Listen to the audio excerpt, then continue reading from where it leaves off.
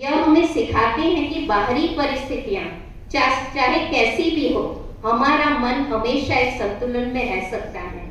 आंतरिक शांति जीवन का एक ऐसा पहलू है जो न केवल हमारे व्यक्तिगत विकास को प्रभावित करता है, बल्कि हमारे सामाजिक तथा मानसिक स्वास्थ्य को भी संवारता है।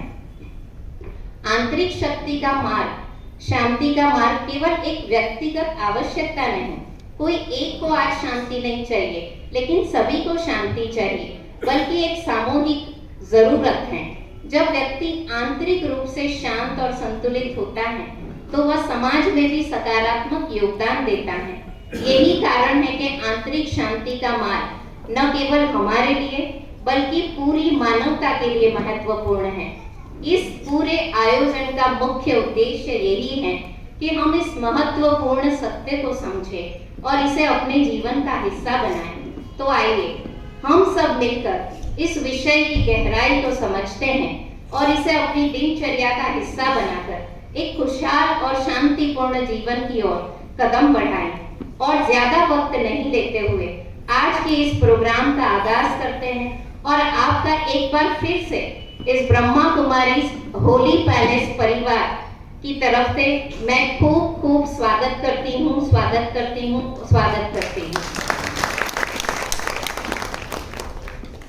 और अब कार्यक्रम को आगे बढ़ाते हुए मैं फिर से निमंत्रित करती हूँ, हम एक बहुत सुंदर नृत्य द्वारा इस कार्यक्रम को आगे बढ़ाएंगे और वो नृत्य हमारे बीच में पेश करने जा रहे हैं। आपने इस सुंदर नृत्य से वातावरण में उमंग उत्साह भर दिया और वातावरण को खुशनुमा कर दिया।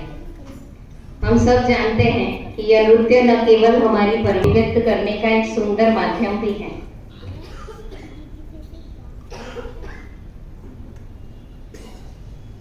थिरकते कदमों में बसी है कहानी, हर ताल में झलकती है मेहमानों की मेहरबानी।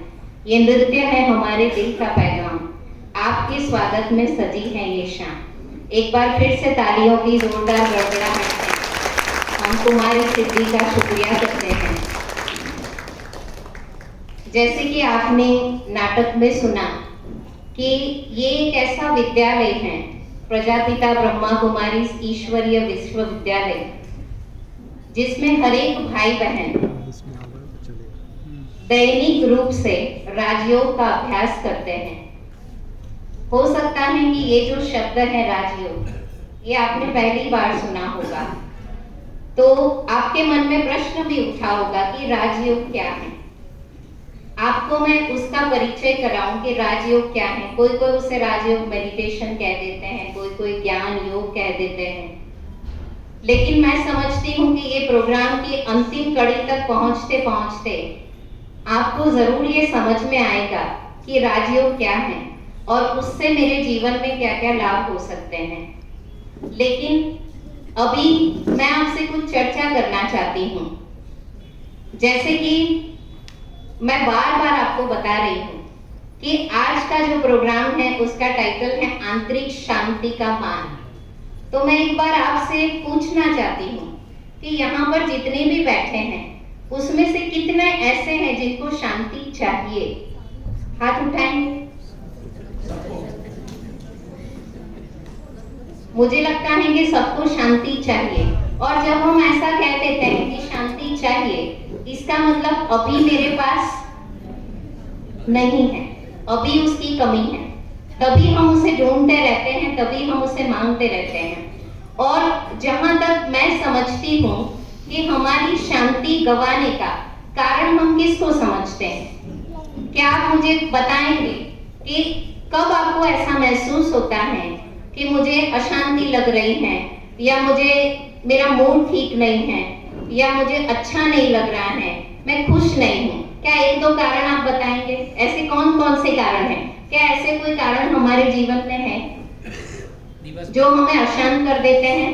दिवस भर की जो सुबह से होकर शाम तक दौड़ना, सुबह से लेकर शाम तक हम जो दौड़ धाम करते हैं, जो कोई धंधा करता है, अगर कोई घर संभालता है तो उसका भी बहुत व्यस्त पूरा दिन जाता है और उसमें थकावट महसूस होती है और दिन के अंत में हम ऐसा फील करते हैं कि बस अब मुझे शांति चाहिए।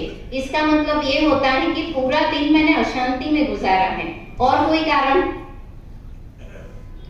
दिन की दौड़ धाम, ये एक कारण है। और कोई? अच्छा, मैं आपको बताती हूँ, अगर आप उससे सहमत हैं तो आप मुझे बताइएगा। पहली बात, किसी को ऐसा लगता है कि किसी के स्वभाव ने, किसी के व्यवहार ने मेरा मूड खराब कर दिया, या मेरी स्थिति को खराब कर दिया, मेरी खुशी को गायब कर दिया। ऐसा किसी को महसूस होता है? मैं खुद हाथ उठाऊंगी तो शायद आप लोग उठाएं, क्योंकि यहाँ पर देखो, जब हम डॉक्टर के पास जाते हैं ना, तो डॉक्टर के पास जाते हैं तो वो क्या पूछता है? वो ऐसा पूछता है कि आपको क्या हो रहा है। तो आप उसे बहुत सत्यता से बताएंगे कि मुझे पेट में दर्द है, मुझे सर में दर्द है। जब आप उसे सच्चाई से बताएंगे तो डॉक्टर आपको सही दवाई दे पाएगा और उसका सही इलाज हो पाएगा। अगर आप यहाँ पर बताएंगे नहीं कि तकलीफें क्या क्या हैं, क्या क्या होता है, तो यहाँ पर भी इलाज में थोड़ी कमी रह जाएगी। तो मैं समझती हूँ कि दो बातें, एक तो परिस्थितियां, जैसे कि भाई साहब ने कहा कि पूरे दिन की दौड़-धाम, वो कुछ नहीं, परिस्थिति है, ठीक है। और दूसरा है व्यक्तियों का व्यवहार। ये दो बातें ऐसी हैं जो ज्यादातर हमें परेशान करती हैं, व्यक्तियों का व्यवहार और दूसरा परिस्थिति। कोई ना कोई सिचुएशन आ गई, कोई ना कोई समस्या आ गई, और दूसरा है व्यक्तियों का व्यवहार। किसी ने ऐसा कर दिया जो मुझे पसंद नहीं आया। अभी मैं आपसे एक बात ये पूछना चाहती हूँ, पहला प्रश्न मेरा, और उसका आपको बहुत सत्यता से जवाब देना है। क्या ऐसा शक्य है कि परिस्थिति कुछ भी हो, व्यक्तियों का व्यवहार कुछ भी हो, लेकिन हम शांत रहें, स्थिर रहें और खुश रहें? क्या ये मुमकिन है या असंभव लगता है? क्या ये शक्य है? मैंने ऐसा नहीं पूछा है कि हमारे जीवन में ऐसा है कि नहीं, लेकिन क्या वो शक्य है कि बाहर कुछ भी हो रहा हो, व्यक्ति चाहे कैसा भी व्यवहार कर रहा है, परिस्थिति मेरे आसपास कुछ भी है, लेकिन मैं अंदर से बहुत शांति का अनुभव कर रही हूँ, या मैं अंदर से बहुत स्थिर हूँ? ऐसा हो सकता है? ऐसा जीवन जीना संभव है? समझदारी और सहन शक्ति दो चीज होगी तो समझदारी और सहन शक्ति होगी तो ऐसा जीवन शक्य है, ठीक है। इसका मतलब आप मानते हैं कि ऐसा जीवन जिया जा सकता है। कितने लोग ऐसा मानते हैं कि ऐसा जीवन जिया जा सकता है? हाथ उठाएं। अच्छा, हाथ आपने उठा दिया है। अब दूसरा हाथ जोड़कर खुद के लिए तालियां बजा दीजिए एक बार, क्योंकि जब आप ये सोच लेते हैं कि ऐसा जीवन जीना शक्य है, यही आपका सबसे पहला सकारात्मक विचार है। और जहां पॉजिटिविटी है, मैं अपनी बात को रोकूंगी, और जिन महान विभूति का हम कब से इंतजार कर रहे थे, वो हमारे बीच में पधार चुके हैं। मैं सबसे आग्रह करती हूँ कि एक बार सब खड़े हो जाएंगे और तालियों से इनका स्वागत करेंगे, स्वागत करेंगे, स्वागत करेंगे। दीदी जी हमारे बीच में हैं, और ये ऐसी शख्सियत हैं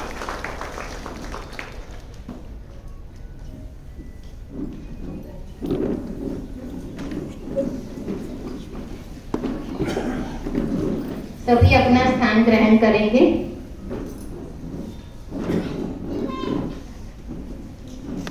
और ये जो हम चर्चा कर रहे थे, ये चर्चा हमारी चलती रहेगी। मैंने अपनी बात को रोक दिया, लेकिन हम उस क्षण पर पहुंच गए हैं कि मुझे अपनी बात को रोकना पड़ा। जो क्षमा को रोशन करे वो रोशनी है आप, जो फूलों को महका दे वो खुशबू है आप। आज की महफिल में आपका स्वागत है दिल से दीदी जी। जिंदगी के हर मोड़ पर याद रहेगी ये बात। आज की इस विशेष सभा की शोभा, ज्ञान की गंगा, अनुभवों की खान, स्नेह और शक्ति का भंडार, और हम सब की प्रेरणा मूर्त ऐसे आदरणीय, परम वंदनीय चक्रधारी दीदी जी के जीवन के विषय में कुछ सुनाते हुए मुझे बहुत हर्ष हो रहा है। मैं अपने आप को बहुत सौभाग्यशाली समझती हूँ कि मुझे 2 शब्द उनके बारे में सुनाने के लिए ये अवसर मिला है। मैं जरूर सुनाऊंगी, लेकिन इससे पहले हम जोरदार तालियों से एक बार फिर से दीदी जी का स्वागत करते हैं, स्वागत करते हैं, स्वागत करते हैं। मैं ब्रह्मा कुमारी बहनों से निवेदन करती हूँ कि वो स्टेज पर आए और सविता दीदी जी गुलदस्ते से दीदी जी का वेलकम करेंगे।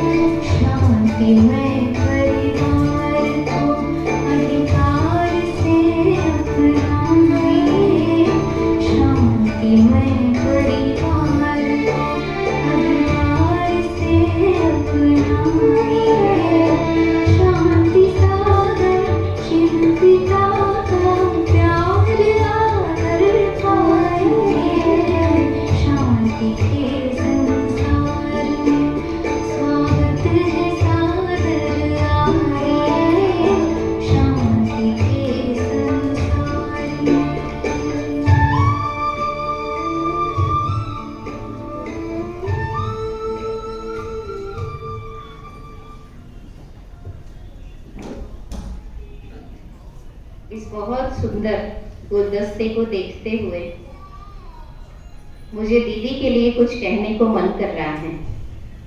दीदी जी, आप परमात्मा के रूहानी बगीचे के, रूहानी गुलदस्ते के वो रूहे गुलाब हैं जिन्होंने ज्ञान के रंगों से अनगिनत मनुष्यों के जीवन में उत्साह के रंग भर दिए। आपने अपनी पवित्रता की खुशबू से अनेकों के जीवन को सुख शांति से महकाया। दीदी, आप दिव्यता और अलौकिकता की ऐसी मूर्त हैं जिन्होंने अपनी वरदानी दृष्टि से बहुतों की मनोकामनाएं पूर्ण की हैं। हम दिल से, अपने हृदय से फिर से आपका शुक्रिया करते हैं और आपका स्वागत करते हैं, आपका अभिवादन करते हैं। बहुत बहुत शुक्रिया दीदी जी। अब कार्यक्रम को आगे बढ़ाते हुए मैं कुमारी आरोही और कुमारी अनन्या को स्टेज पर निमंत्रित करूंगी। वो हमारे बीच में एक बहुत सुंदर नृत्य प्रस्तुत करेंगे। कुमारी आरोही, कुमारी अनन्या।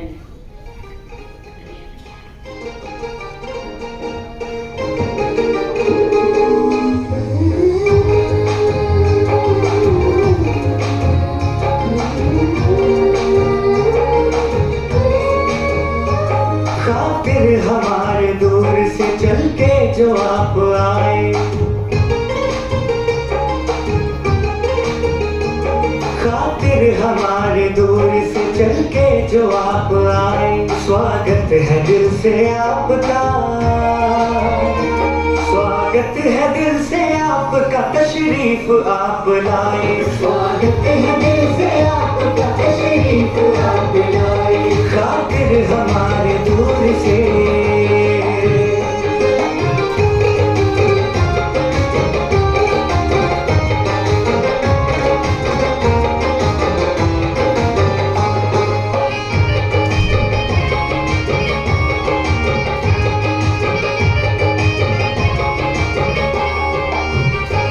खुशियाँ बिखेर दी है यहाँ आपने तो,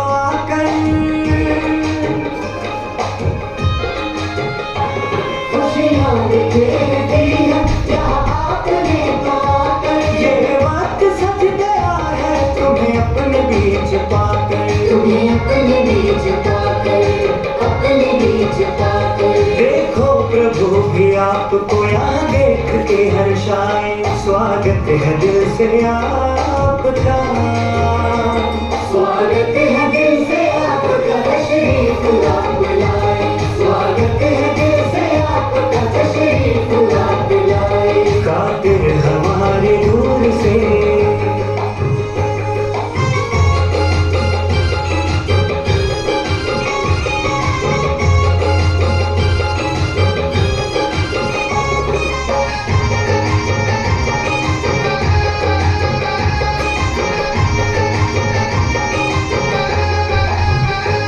हो आपको फरिश्ते शुभ होता जिनका नाम, हो आपको फरिश्ते शुभ होता जिनका नाम। लाए हो साथ अपने उमंग का नजराना, उमंग का नजराना, उमंग का नजराना। आने से आज आपके मौसम भी गुनगुनाए, स्वागत है दिल से आपका, स्वागत है दिल से आपका, तशरीफ आप लाए, स्वागत है दिल से आपका, तशरीफ आप लाए। खातिर हमारे दूर से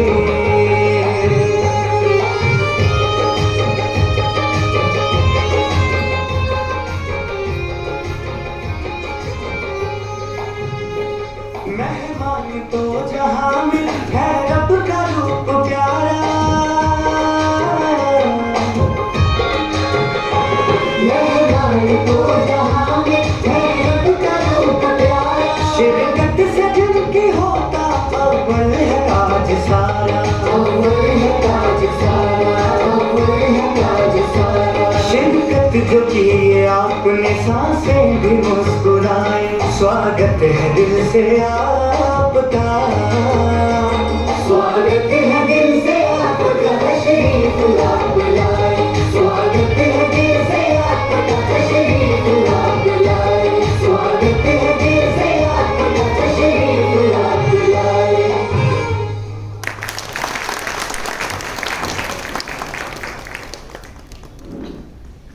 बहुत सुंदर नृत्य। फिर से आप सभी का स्वागत है। इस नृत्य के द्वारा इतना सुंदर नृत्य पेश किया इन कुमारियों ने, और बार बार आप कितने अजीज हैं जो बार बार आपका स्वागत हो रहा है। फिर से एक बार अपने लिए तालियां बजा दें। आपने आकर होली पैलेस के आंगन को महका दिया है। अब कार्यक्रम को आगे बढ़ाते हुए, जैसे कि हम सब ने सुना है, दीपक का प्रकाश हमें यह सिखाता है कि जीवन में चाहे कितनी भी अंधकारमय परिस्थितियां क्यों ना हो, ज्ञान और सत्य का उजाला हर कठिनाइयों को दूर कर सकता है। यह प्रकाश हमें हमारी आत्मा के भीतर झांकने और अपनी आंतरिक शक्ति को पहचानने की प्रेरणा देता है। मंच पर आसीन सभी महानुभावों को तथा हमारी सभा में उपस्थित धनसुख भाई, गुलवंत भाई और राजमल भाई से मैं निवेदन करती हूं कि वो मंच पर आएंगे और हम दीप प्रज्वलन की प्रक्रिया को आरंभ करेंगे। गुणवंत भाई, धनसुख भाई पटेल, राजमल भाई, तीनों भाइयों को मैं निवेदन करती हूं कि आप मंच पर उपस्थित होंगे।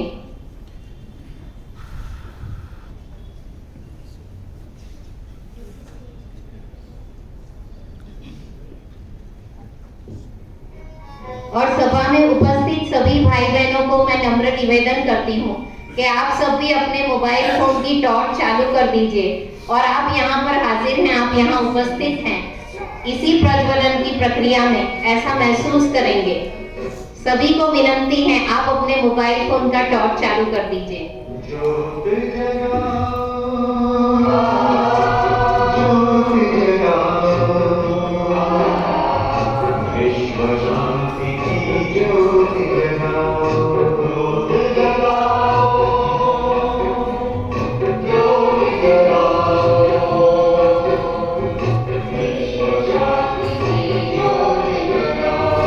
इस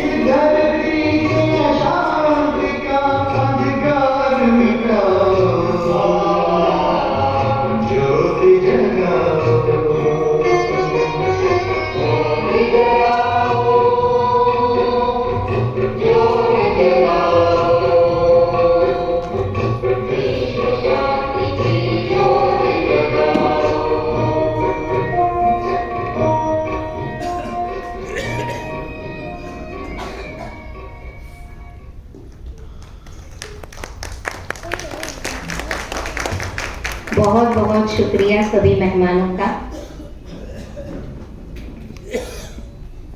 दीप जले हैं आपके स्वागत में, खुशियां सबको कब से इंतजार था। दीदी जी की वाणी इतनी मधुर और निर्मल है कि उसमें आपके मुखारविंद से निकला हुआ हर एक बोल जैसे सबके लिए वरदान है। आपके इस वरदानी बोल में एक माँ की वात्सल्यता, एक शिक्षक की शिक्षाएं और गुरु की गरिमा का सामंजस्य होता है। मैं ज्यादा समय नहीं लूंगी और आपसे निवेदन करती हूँ दीदी जी कि आज इस सभा के लिए आप कुछ वरदानी बोल बोलेंगे और उसका टॉपिक है आंतरिक शांति का मान। और मुझे पक्का यकीन है कि सब यहाँ पर जितने भी मौजूद हैं वो सब भरपूर होके जाएंगे। ओम शांति। दीदी जी।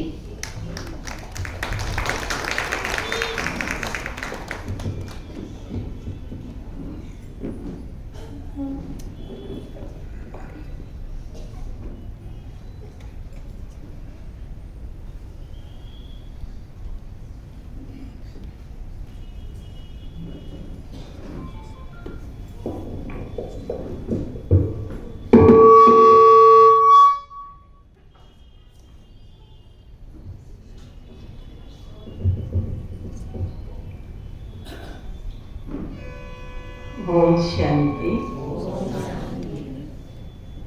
मैं जब यहाँ प्रवेश हो रही थी और आप सब महान विभूतियों को इस सुंदर हॉल में उपस्थित देखा तो परम पिता परमात्मा, जिस पर हम आत्माओं की हुज्जत है, अधिकार है कि वो हमारे पिता हैं और उनसे हम जो कुछ प्राप्त करना चाहें वे हमें अवश्य प्राप्त कराएंगे। तो मैंने आते ही एक ही संकल्प किया, दादा आपके बच्चे आपके स्थापित इस घर में आए हैं, वरदाता इनको अवश्य इनकी आवश्यकता के अनुसार इनको वरदान जरूर देना। मैं वरदाता की संतान हूँ, मैं वरदान नहीं दे सकती, लेकिन दाता से आग्रह जरूर कर सकती हूँ कि वरदाता आप सबको सबकी आवश्यकता के अनुसार अनुकूल वरदान से अवश्य सुशोभित है। मैं समझती वो अवश्य करेंगे ही। मैं अपनी बात एक कहानी सुनाकर शुरू करना चाहूंगी। कहते एक नाई था जो बाल काटता था।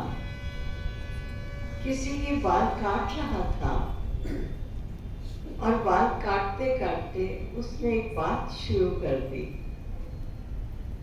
कहा, देखिए सर, दुनिया में कहते हैं भगवान है, इंसान इतना दुखी, इतना शांत, इतना परेशान है, अनाचार और भ्रष्टाचार का इतना बोलबाला है। कौन कहता है कि भगवान है? मैं नहीं मानता कोई भगवान नाम की कोई चीज भी हो सकती है। मैं भगवान को नहीं मानता, भगवान है ही नहीं। वो सुनता रहा, चुप रहा, बाल कटवाता रहा। कुछ समय के बाद उसने कहा, मैं तो दुनिया को घूम के आया, मुझे कहीं कोई नाई नहीं मिला। मैंने बहुत घूमा, इतनी बड़ी बड़ी दाढ़ी लोगों की बढ़ रही है, इतने बड़े बड़े बाल लंबे लंबे होते जा रहे हैं, मुख देखो तो बालों से मंडरा रहा है।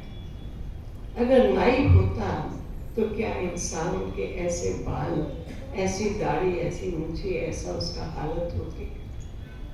मैं नहीं समझता कि कहीं दुनिया में कोई नाई भी है। तो वो बोल उठा, सर मैं नाई हूँ, मैं आपके बाल काट रहा हूँ, प्रत्यक्ष को प्रमाण की क्या आवश्यकता है? जब मैं आपके सामने खड़ा हूँ, आप ऐसा कैसे कह सकते हैं कि दुनिया में कोई नाई ही नहीं है? लेकिन लोग हमारे पास अप्रोच करें, पहुंचे, तभी तो उनके बाल काटेंगे, तभी तो उनका मुख उस बालों से, मुखमंडल से अलग करेंगे, उनका दाढ़ी मुख सब ठीक करेंगे। जब वो लोग पहुंचेंगे ही नहीं तो हम उनका ये सब कार्य कैसे करेंगे? तब उस व्यक्ति ने कहा,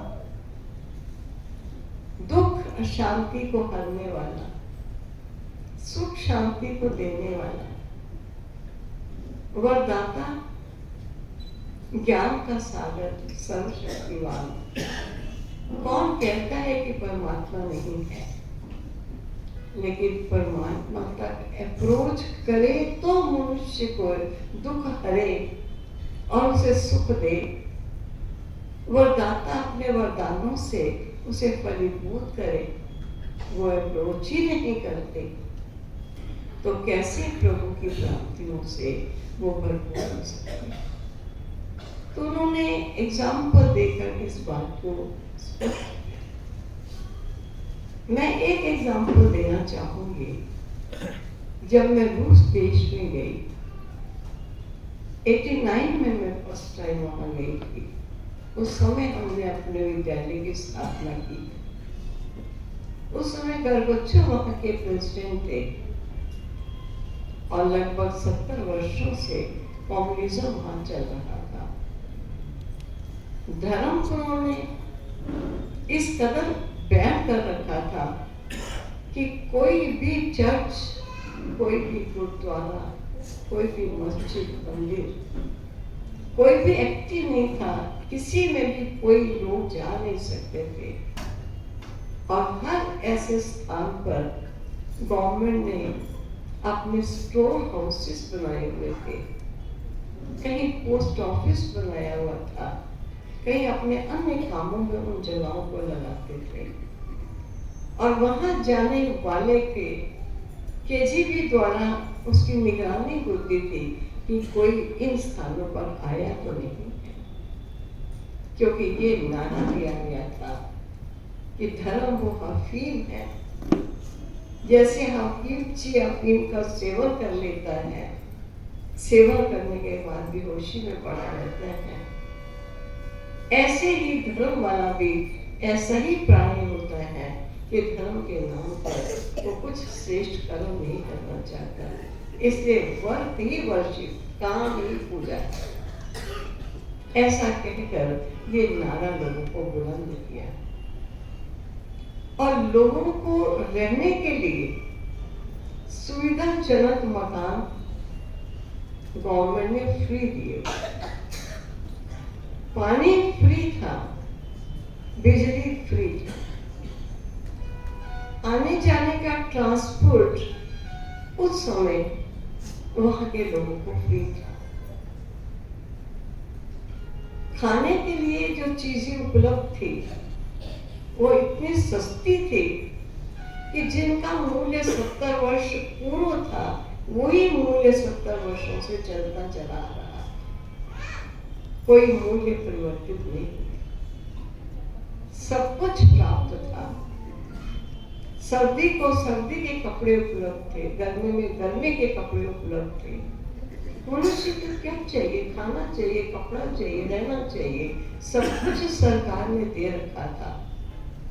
लेकिन फिर भी लोगों के जीवन में न शांति थी, न सुख था, न आनंद। अगर उस समय की वो शक्लों की मैं फोटो खींची होती तो देखते, ऐसे लगता था कोई घटना इनके जीवन में घट चुकी और बड़े परेशान और अशांत बैठे।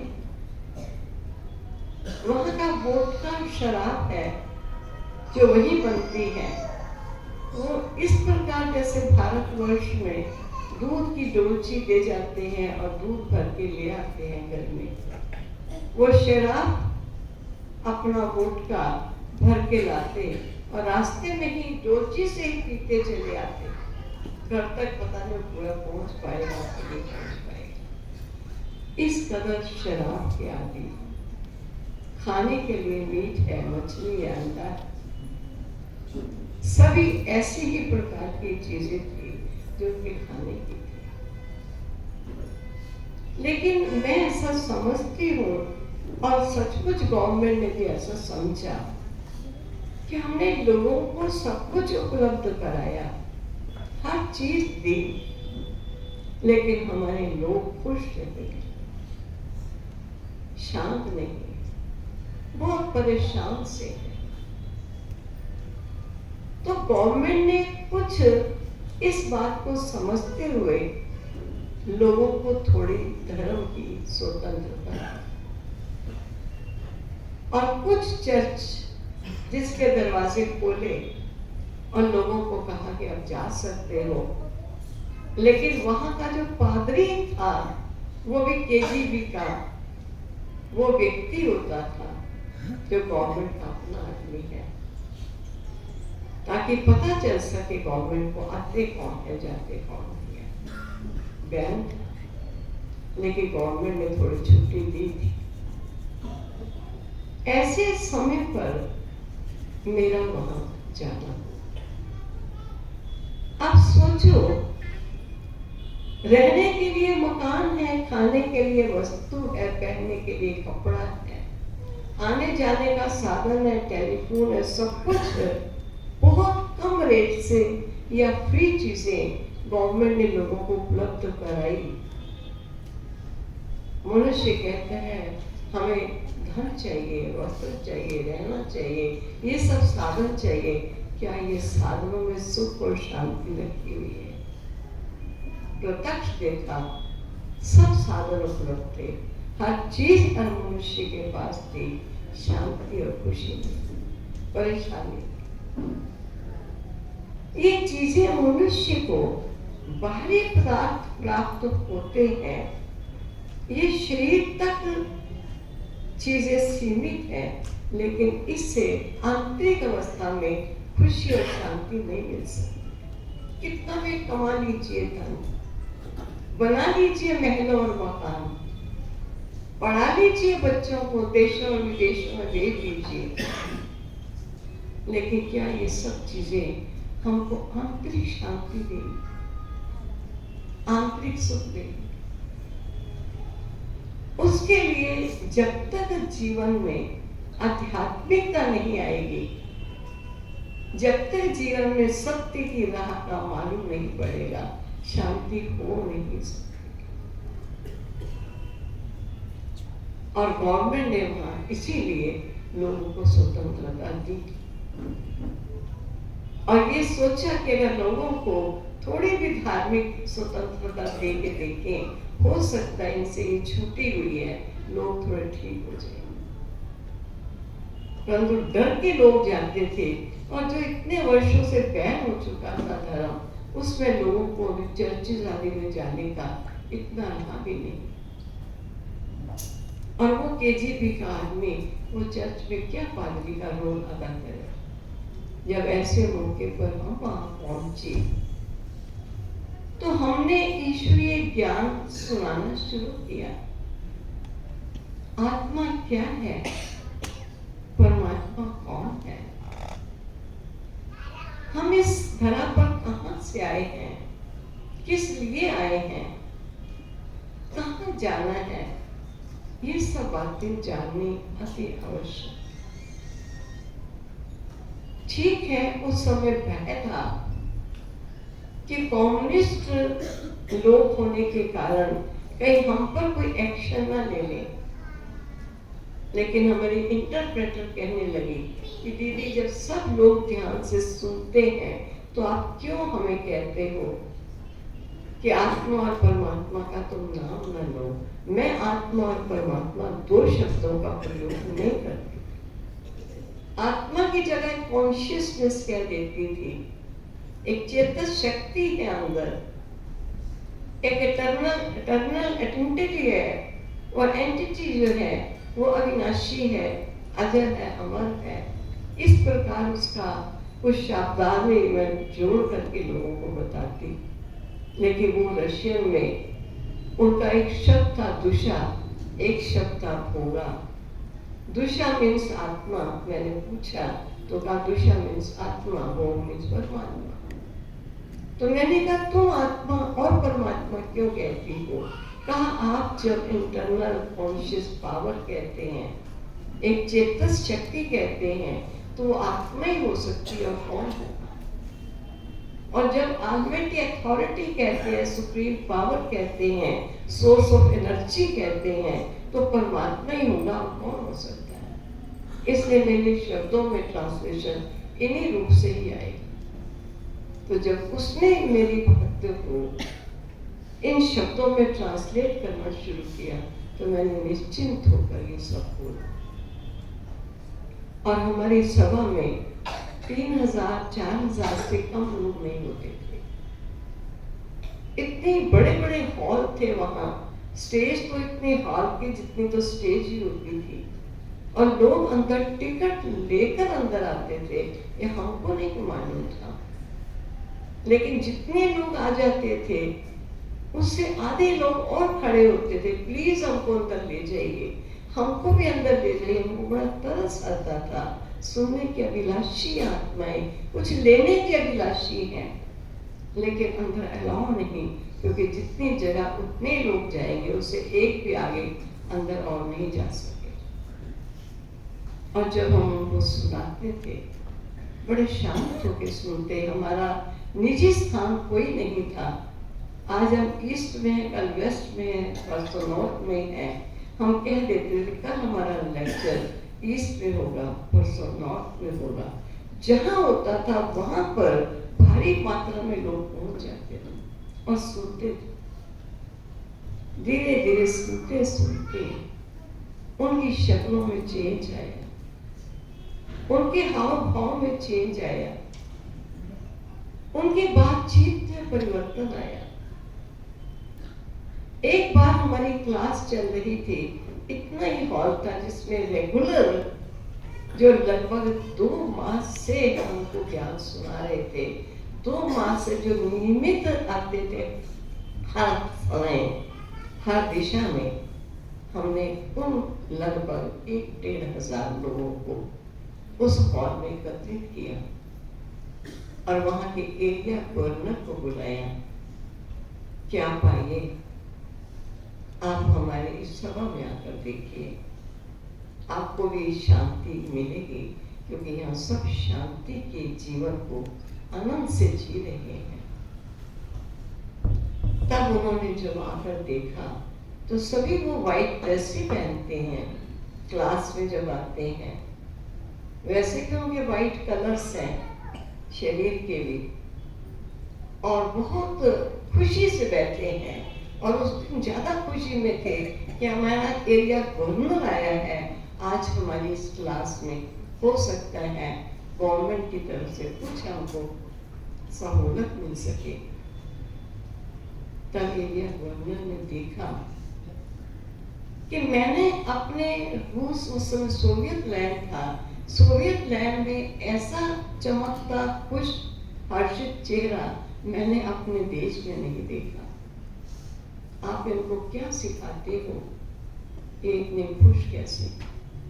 मैंने कहा इनसे कभी बैठकर इनके एक्सपीरियंसेस पूछिए, क्योंकि आत्मा की जो मूल धरोहर है, जो मूल संस्कृति है, वो आत्मा की वास्तव में देखा जाए आध्यात्मिकता। आध्यात्मिकता का प्रथम लेसन है तू आत्मा है, नाशवादी नहीं है। और तुझ आत्मा का मूल स्वभाव, तेरी ओरिजिनल नेचर शांत है। कभी कोई प्राणी अशांति करे, शोर मचाए, चुप ना हो, अन्य व्यक्ति कह देता है मचाने दो शोर, कब तक मचाएगा, आखिर तो चुप हो। क्योंकि शोर और शांति ये उसकी मूल नेचर नहीं है, मूल नेचर उसकी शांति है। जैसे जल है, जल की मूल नेचर स्वभाव जल का शीतल है। अगर हमने अग्नि पर रख दिया वो बॉयल हो गया, गर्म हो गया, हाथ लगाएंगे जलेगा, हाथ उतार के रख देंगे, कुछ समय के बाद वो शीतल हो जाएगा, क्योंकि उसकी ओरिजिनल नेचर स्वभाव गर्म नहीं, शीतल। ठीक इसी प्रकार आज चाहे कोई चोर हो या डाकू हो, उसको चोरी करने में शांति मिलती है, उसको डाका मारने में शांति मिलती है, चाहता क्या शांति, लेकिन उसे मालूम नहीं कौन सी शांति मिले जिससे मेरा जीवन आनंदित और सुखी हो जाए, ये उसे पहचान है। उस समय वो गवर्नर खुश होकर के उन्होंने हमें कहा कि मेरे यहाँ पर एक स्थान है जिस स्थान का नाम ही है होली हिल। यहाँ मेरी 3000 स्क्वायर मीटर जगह है, मैं आपको ऑन लीज बेसिस आपको देता हूँ, आप ऐसे हमारे लोगों को सच्ची शांति का अनुभव कराने का जो कार्य कर रहे हो वो कार्य आप करते जाओ। तो आज उस जगह पर हमने प्रथम सेवा केंद्र खोला, वो पीटर्सबर्ग के नाम से वो जगह प्रसिद्ध है। वहां गवर्नमेंट की प्रथम मदद मिली, हमने आधे भाग में मकान बनाया। कोई भारत की करेंसी वहां नहीं चलती है और वहां की करेंसी भारत में नहीं चलती, ना रुपया वहां चलता है ना रूबल यहाँ चलता है, लेकिन वहां के लोगों ने उस शांति के अनुभव को प्राप्त करके, ये शांति हम तक सीमित ना रहे, हमारे परिवार तक ये शांति जाए, हमारे देश और समाज वालों को ये शांति मिले। उन्होंने संपूर्ण सहयोग देकर उस स्थल को बनवाया और हमने पूरे स्थल को नहीं बनाया, आधे को बनाया, आधे को एक सुंदर पार्क का रूप दिया, ताकि पब्लिक को ये न लगे कि विदेशी हमारे देश में आकर के अपने भवन बना के रह रहे हैं और हम एक एक दो दो रूम्स के फ्लैट्स में रह रहे हैं। वहां बड़े से बड़ा भी होगा तो 4 रूम 2 रूम 3 रूम, इतना फ्लैट सिस्टम है, लेकिन हमारे पास अच्छा मकान। हमने लोगों की सुविधा के लिए, ताकि सर्दी वहां बहुत होती है, 8 मास तो वहां बर्फ गिरती है, 4 मास ठीक होते हैं थोड़े, तो बच्चों को धूप में लेकर आते हैं, तो हमने पार्क सुंदर डेवलप किया, वहां उनको खेलने का साधन भी दिए, ज्ञान की कई प्रकार की पहेलियां या गेम्स भी बनाकर वहां रखी, ताकि आने वाले भी यहाँ लाभान्वित हो। इस प्रकार आज वहां,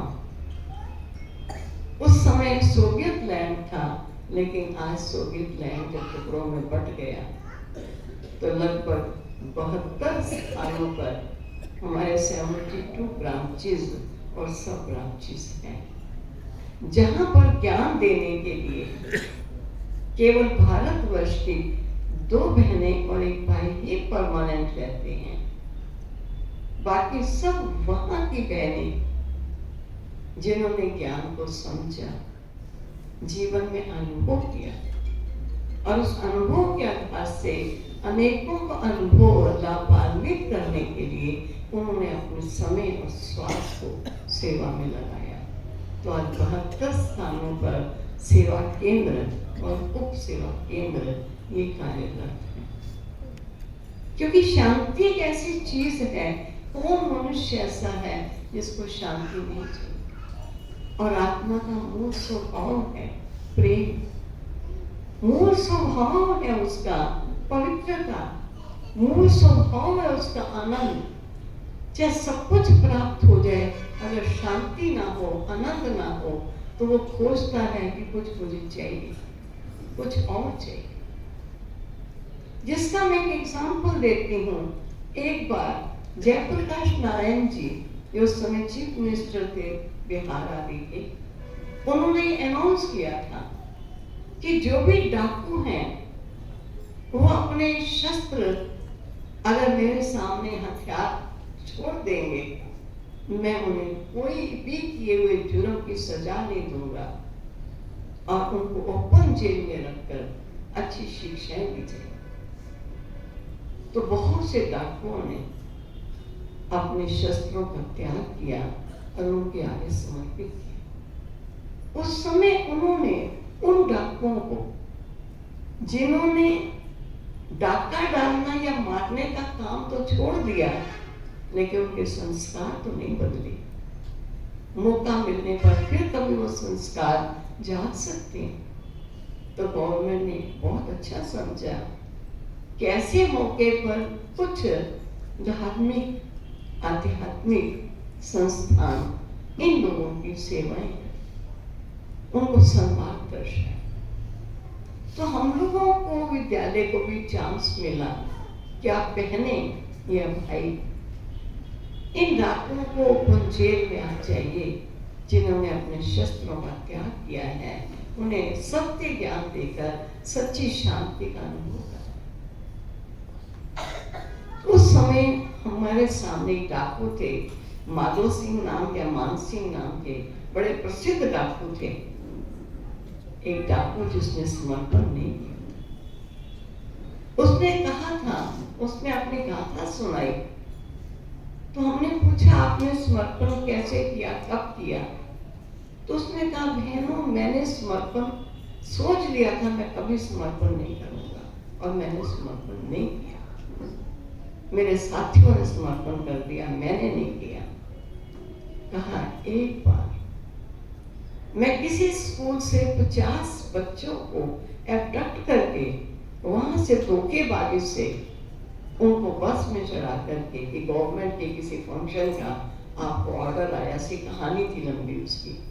तो मैं 50 बच्चों को एब्डक्ट करके वहां से लेकर जा रहा था। तो गवर्नमेंट को इत्तला मिल गई, पुलिस को इत्तला मिल गई कि ऐसे ऐसे बच्चे एब्डक्ट हो गए। तो काफी आगे हम निकल चुके थे, लेकिन पीछे पुलिस ने गोलीबारी शुरू कर दी और बच्चों को हमने बस से उतार के कहा बच्चे भागो आगे आगे। बच्चों को कुछ मालूम नहीं, छोटे बच्चे थे, भागते चलो, क्योंकि हम कुछ और कर नहीं सकते थे। इतने में एक छोटे बच्चे के पांव में गोली लग गई और जब उस बच्चे के पांव में गोली लगी तो बच्चा रोता हुआ मुझे कहता है पापा मेरे पांव में गोली लग गई। तो जब उसने कहा पापा मेरे पांव में गोली लग गई, कहा मैंने बच्चे को गले लगाया, कहा बेटा तेरे पांव में गोली नहीं लगी, ये मेरे सीने में गोली लगी। क्योंकि उस समय मुझे मेरा भी इतना ही छोटा बच्चा और ऐसा लगा कि बच्चे के पांव में गोली नहीं, मेरे बच्चे के पांव में गोली लगी। उस समय मैंने संकल्प किया कि मैं आज हथियार को सरेंडर करके मैं अपने जीवन को सत्य दिशा पर लाना चाहूँ।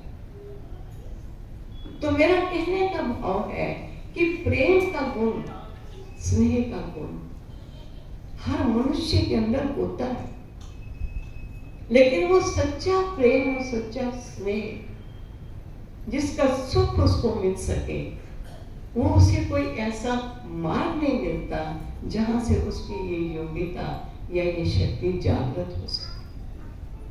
स्पिरिचुअलिटी हमारी सोई हुई शक्तियों को जगाती है और इस विद्यालय का सबसे बड़ा एक लेसन है जो कहते हैं ना, राजा जनक जी राज्य कारोबार करते हुए विदेही थे। उनकी लंबी गाथा है, मैं वो गाथा न सुनाकर मैं कंसर्निंग गाथा ही सुनाऊंगी। कहते एक बार राजा जनक जी की शास्त्र प्रसिद्ध कहानी है कि उनको स्वप्न आया। स्वप्न में उन्होंने देखा कि पड़ोसी राजा से मैं हार गया हूं और मैंने देश निकालना ले लिया और मैं जंगल में चला गया। जंगल की खाक छानता रहा, बहुत भूख लगी। तो कहा मैं दूर देखा लाइट चल रही थी तो एक मंदिर में गया। मंदिर वालों ने मुझे प्रसाद देना चाहा, प्रसाद खत्म हो चुका था, लेकिन एक अन्य पुजारी ने छील कर पतीले से जो खीर थी, लिपटी हुई खीर मुझे थोड़ी सी पत्तल में रख करके मुझे दे दी। मैं अपनी भूख मिटाना चाहता था। मैं पत्तल को लेकर जा रहा था, इतने में चील आई, उसने मेरा पत्तल मेरे से छीन के ले गई। मेरी नींद खुल गई और जब नींद खुली तब मुझे आया ये सब क्या मैंने देखा। तब कहते हैं वो अपने अष्टावकर गुरु के पास गए और जाके पूछा कि महाराज मुझे बताओ ये स्वप्न का अर्थ क्या है? क्या मैं राजा हूं और मैंने भिखारी का स्वप्न देखा, कि मैं भिखारी हूं, मैं राजा का स्वप्न देख रहा? तब कहते अष्टावकर ने कहा ना तो राजा है ना तो भिखारी, ना तो उस समय था जब तुमने स्वयं को राजा देखा था, ना तो उस समय था जिस समय तू भिखारी देखा था। तो वो है जो जब तुमने राजा भोगता और जब तू भिखारी अपने को देखा, दोनों समय जो देख रहा था वो तू है, तू राजा नहीं है, तू भिखारी है। और तू वो है जो अजर अमर अविनाशी चैतन्य शक्ति आत्मा। जब राजा के रूप में थी तब भी तो अपने को देख रहा था, जब स्वप्न में भिखारी का रूप बना तब भी तो अपने को देख रहा था। तो अजर अमर अविनाशी है, तो चैतन्य आत्मा है, ना राजा है ना भिखारी। तो सर्वशक्तिमान पिता हम आत्मा रूपी बच्चों को यही आदेश देते हैं, बच्चे सच्ची शांति का अनुभव करना है तो केवल धन सेहत संतान महल माड़ी लेने ये सब साधन है, जरूरी है। जब आत्मा इस तन में है तो सिर्फ तन के लिए कपड़ा भी चाहिए, धन भी चाहिए, मकान भी चाहिए, भोजन भी चाहिए, सब कुछ चाहिए। लेकिन ये जीवन की आंतरिक शांति, आंतरिक सुख का ये साधन नहीं। ये साधन तेरे पास है, ये कहीं से ढूंढने से मिलेगी नहीं। कोई सुपरमार्केट ऐसी नहीं दुनिया में बनी जहां के शांति खरीद लीजिए, आनंद खरीद लीजिए, पवित्रता खरीद लीजिए। कोई ऐसी फैक्ट्री नहीं। आपके यहाँ कितनी फैक्ट्रियां, कितने कारखाने, कितने काम चल रहे हैं, कहीं है आनंद शांति खुशी जो वहां से जाके ले आए, मैन्युफैक्चर आप कर लें। तो परमात्मा जो हम आत्माओं के परम पिता, वो हमको ये बताते हैं कि बच्चे सब कुछ करो। ये सब चीजें तब तक के लिए हैं जब तक तू आत्मा इस शरीर में, तब तक तुझे ये सब कुछ है। लेकिन तुझ आत्मा की संतुष्टि तब होगी जब तेरी अपनी जो अंदर की शांति, आंतरिक प्रेम, आनंद और खुशी है, जब वो तुझे आंतरिक चीज तुझे प्राप्त हो। और वो तुझे तब प्राप्त होगी चंद क्षण के लिए। तो अपने मन और बुद्धि को इस देह से निकाल।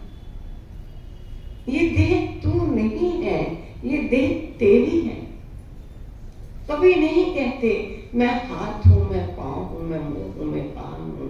ये सब कर्मेंद्रियां मेरी हैं, लेकिन मेरों का स्वामी कौन? मैं तो एक चेतन शक्ति, एक आत्मा,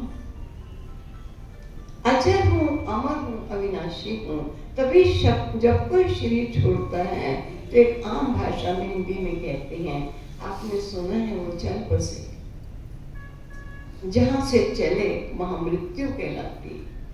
जहां वो आत्मा जाके पुनः बसती है, गर्भ में प्रवेश करती है, वहां जन्म कहलाता। आत्मा कभी मरती नहीं, जलती नहीं, बहती नहीं। आत्मा अजर अमर विनाशी है। शरीर हमने लिया है, मालूम है हमने छोड़ना है, शरीर मैंने लिया है, मैंने छोड़ना है। मैं कौन? मैं तो एक अजर अमर अविनाशी चेतन शक्ति आत्मा, और आत्मा बहुत शांत है। आप चंद क्षण के लिए भी अपने मन और बुद्धि को इस देह से संबंध रखने वाली ये दुनिया, देह से संबंध रखने वाले ये रिश्ते हैं, नाते हैं, पदार्थ, जब तक हम अपने को देह समझते हैं तो हमारी बुद्धि, मन, देह संबंध दुनिया पदार्थों में जाता है। तो दाता कहते हैं चंद क्षण के लिए इन सब से मन को हटाने के लिए अपने स्वरूप में मन को टिका। तुझ आत्मा में ये सब शक्तियां समाई गई। ये तेरा खजाना है जो तेरे पास है। हिरण की नाभि में कस्तूरी होती है, सारे जंगल में छानता है, ढूंढता है, ये सुगंध कहाँ से आ रही।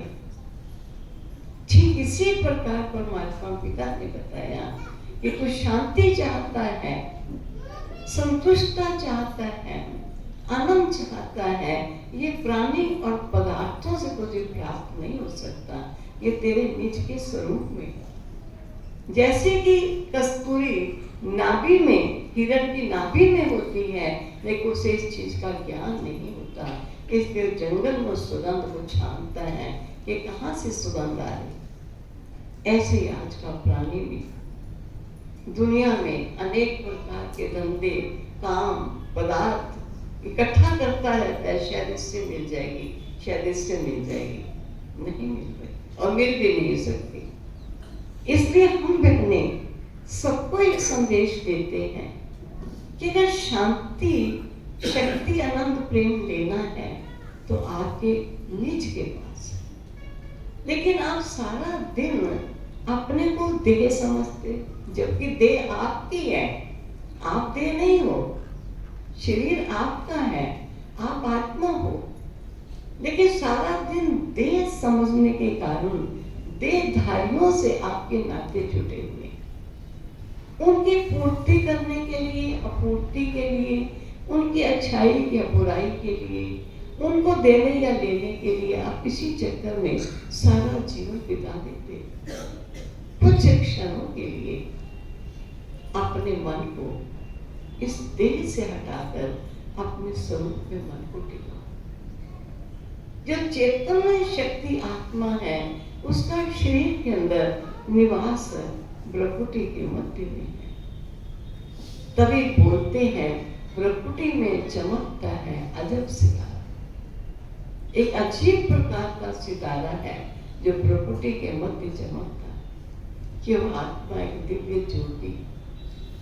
कहते energy can never be created and it can never be destroyed. Energy को ना तो क्रिएट किया जा सकता है, ना उसका कभी नाश होता है।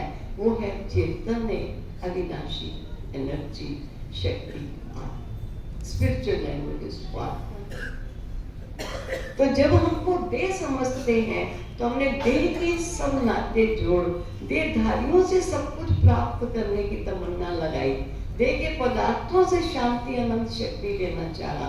अब परमात्मा बच्चों को कहता है तू भी आत्मा है, और ये सभी आत्माएं, और सभी आत्माएं मुझे क्रिएटर की क्रिएशन है। जैसे तू आत्मा एक दिव्य प्रकाश है, दिव्य ज्योति है, एक एनर्जी है, ऐसे मैं भी तेरे जैसा ही एक दिव्य ज्योति हूँ, दिव्य प्रकाश, चेतन शक्ति। तू आत्मा अगर पुत्र है तो मैं तेरा पिता हूँ, अगर तू विद्यार्थी है तो मैं तेरा टीचर हूँ, अगर तू मेरा फॉलोअर है तो मैं तेरा सतगुरु हूँ। तेरे सर्व रिश्ते मेरे से हैं। थोड़ी देर के लिए तू कभी अपना नाता मेरे से भी जोड़ करके मेरी प्राप्तियों का भी तो अनुभव करके देख। इस विद्यालय में ज्ञान की शिक्षा और योग की शिक्षा दी जाती है, और हम नहीं दे रहे। ये शिक्षा देने वाला वही दाता है। क्योंकि परमात्मा की पहचान इंसान नहीं दे सकता है, हम स्वयं इंसान रचना है। रचना रचता की पहचान नहीं दे सकती जब तक रचता अपने रचना को अपना ज्ञान आप न दे। और वो यही बताते हैं कि मेरे ज्ञान देने का समय कलयुगी सृष्टि का अंतिम चरण जब आता है और उसके पश्चात सतयुगी सृष्टि का शुभ आरंभ होना होता है। कलयुग अंत सतयुग आदि के दोनों युगों के मिलन की वेला को पुरुषोत्तम संगम युग कहते हैं। इस समय मैं सृष्टि पर आता हूँ। तभी कहते हैं परमात्मा संसार में कब आते हैं, जब धर्म की हानि हो जाती है, अधर्म नाश कर सत धर्म स्थापित करने उन्हें आना है।